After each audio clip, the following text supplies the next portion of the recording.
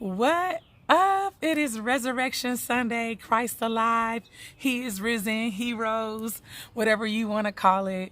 It's been about a year since I've actually done a video. So much has taken place in my life in just the past 12 months. But I wanted to hop on and let you know that I've got something to share with you. And I hope that it'll reach you in a place that's impactful. About a year ago, I lost my grandmother and my Uncle Bobby. They transitioned within hours of each other.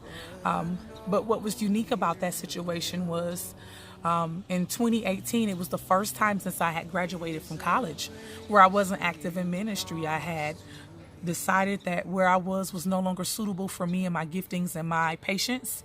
So I moved to another ministry and I began to really seek out other options and where I could be used in the kingdom.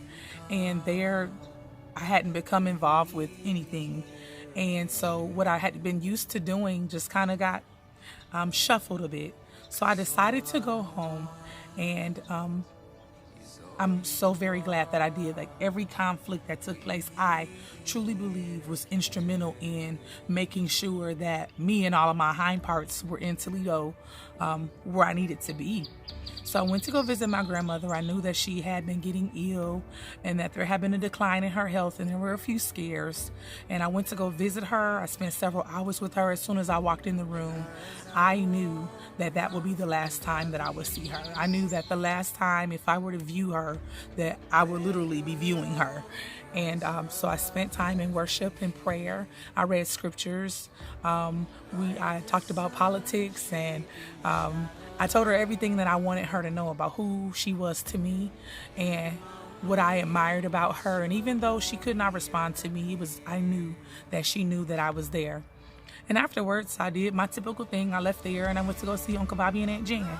And we chilled and we laughed and we talked, and I gave him the update on Grandma, and he told me, just hoping everything's okay.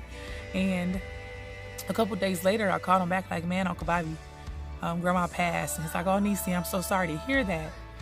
And then the next day, Aunt Jan called me about 6 o'clock in the morning and said, Toy, got something to tell you. Hope you're sitting down. You okay? And she said, your Uncle Bobby passed. And I was immediately concerned for her. And then we began to pray.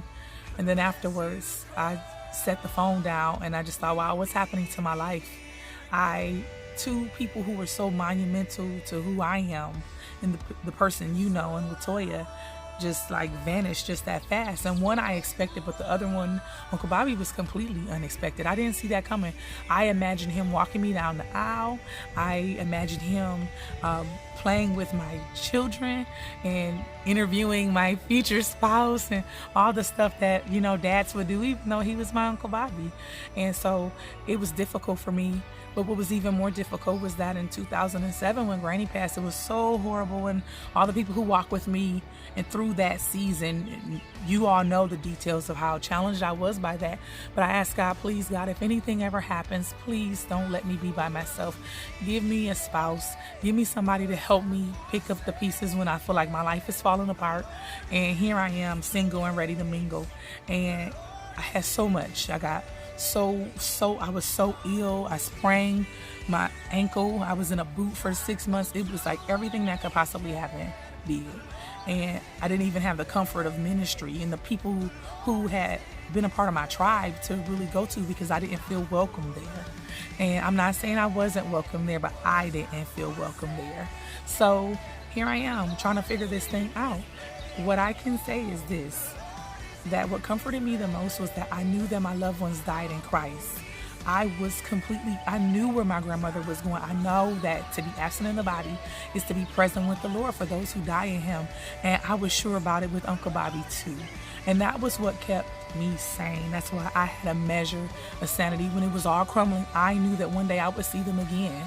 So I'm hopping on to tell you that this Resurrection Sunday, although I've been putting out memes and kind of, just throwing Christ out there in a humorous way, although there's nothing funny about the sacrifice He made for us. It's very real. But I want to connect with people and say, listen, you don't have to do religion. You don't have to do all the crazy rules. You don't have to do fitting in. You can be completely who you are. God knows your name. He knows you. He created you. There's nothing that you can do to be separated from his love. And this Sunday, people throughout the earth are celebrating the fact that not only he died, yeah, that is great. I'm glad he did. But the part that makes life so powerful is that he rose. He resurrected. And we get to take place and part in that. Every time we hit a hard place, we resurrect. We die to ourselves. Something in our life dies, and then we rise again. We get up. So I encourage you that if you've been far away, if life has hit you hard and you're like, God, I'm done with you. I'm not feeling this whole thing. I feel like you abandoned me. You walked out. I gave you my best, and then you just turn your back on me. Know that sometimes the things that happen that appear to be completely frustrating is divine orchestration. I know for certain, had all that conflict at church not happened, I would have been here in Cincinnati, and I would have not have been able to spend that valuable time with two people who I love the most. So I encourage you, get back in there, give God another chance. He is completely worth it because you're completely worth it. He sent himself on the cross to die for you because you were absolutely worth it. So I hope you enjoy your time with your family and your friends. You got a little bit of my testimony. I hope that it was encouraging to you. Christ Alive 2019. What love is this? To send his own, to die for sin and take us home. Got me feeling good. Forget my feelings when you heard a story about the hero dying for the villain. Kill him with the fast flow, then I go slow. This one here is urgent when it comes to